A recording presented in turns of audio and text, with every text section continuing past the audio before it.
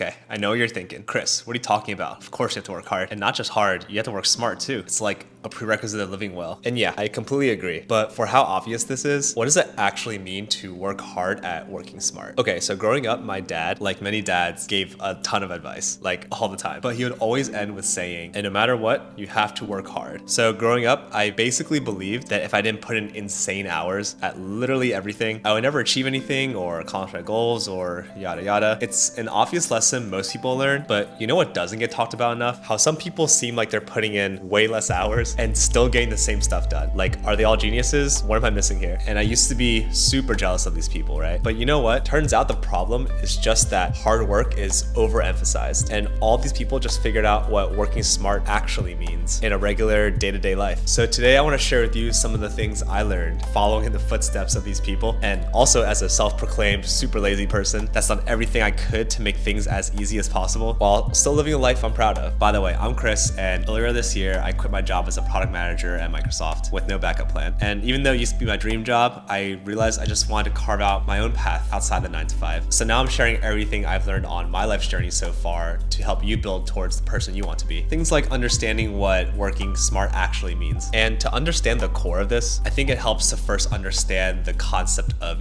ease. And yeah, I think there's a lot of different things people call this concept, but I think of ease as not the opposite of hard work, but the absence of internal resistance. Ease is what people feel when they're utilizing their natural strengths to the fullest. It's what happens when you found something you're confident in, something that sparks joy. And back when I was in college, I used to be pre-med. It was a terrible time. For almost all 4 years, I'd be studying for tests, learning physics, biology, chemistry, all these things that I honestly had a pretty tough time understanding. But luckily, in my last year, I had a chance to sign up for a few different kinds of classes. I think it was economics, business statistics, and accounting, all really different from the science classes I was used to. And even though those classes weren't easy, I felt at ease because the concepts just made more sense to me. It kind of clicked better, far better than with those science classes. And I realized that was one of the biggest signs I was fighting this uphill battle for no reason, which is probably why I eventually switched out of pre-med into doing consulting. And yeah, I did talk a bit about this in my other video on finding your strengths. Without finding out what you're actually good at, you'll be living life on hard mode for no reason. So working smart means picking the right arena, picking the right game to play, something that clicks with you more than other things. And it doesn't have to be perfect, and it probably won't be at the start, but it does have to make sense. Which brings me to the second way of working smart, which is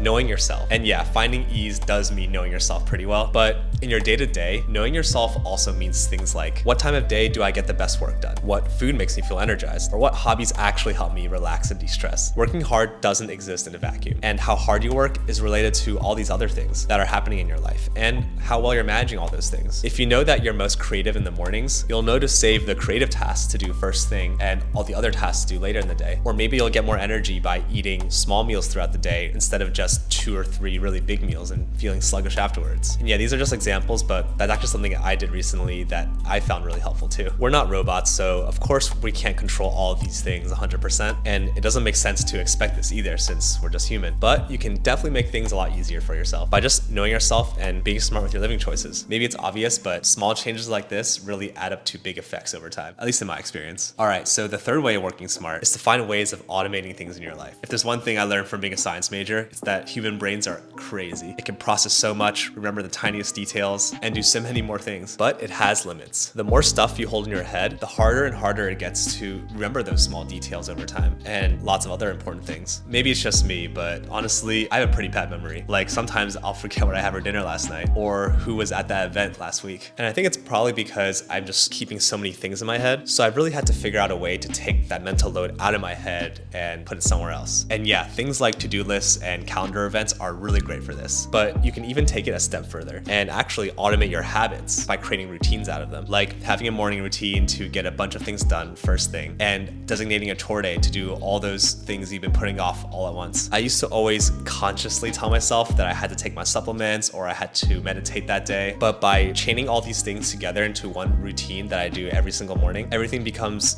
automatic. And now I barely think about it and it just gets done. So yeah, definitely use a to-do list and a calendar, but also think about other ways to automate parts of your life. And all of a sudden, you'll have a lot more brain space to work on harder problems. Okay, the last tip I have for working smart is that it really helps to learn how to prioritize. And this one is crazy important because chances are if you're someone who's who's concerned with working smart in the first place, you probably have a lot on your plate juggling multiple things at once. And to make progress on any of your goals, one of the best things to do is to figure out your own way of prioritizing that fat to-do list, to figure out which things are worth doing now and what things can wait until later. And this is just my opinion, but I think a lot of people who over-index on working hard tend to undervalue prioritization just a little bit. Because yeah, maybe it's easy to say, if I just get it all done, then all the better, right? But what ends up happening is you start using your energy on certain things that don't actually help that much. And all of a sudden you have less energy to tackle those pieces that are actually more important. So yeah, create your own method of how you want to prioritize things, but the most important thing is to have a method. And anytime you spend at least just ordering your long list of tasks into high priority versus low priority will be time well spent. Well, if you made it to the end, hopefully this has helped a little bit with how to actually be more efficient in your work. And yes, working hard is important and always will be, but learning how to work smart doesn't just help add on to how much you can do, but it actually multiplies it. And this is how I think all those people who make things look so easy get so much done in less time. And I also think anyone can do it, just with a little thought and preparation. It's worked for me, and if it works for me, then it'll definitely work for you too. Thanks for sticking till the end, and see you soon.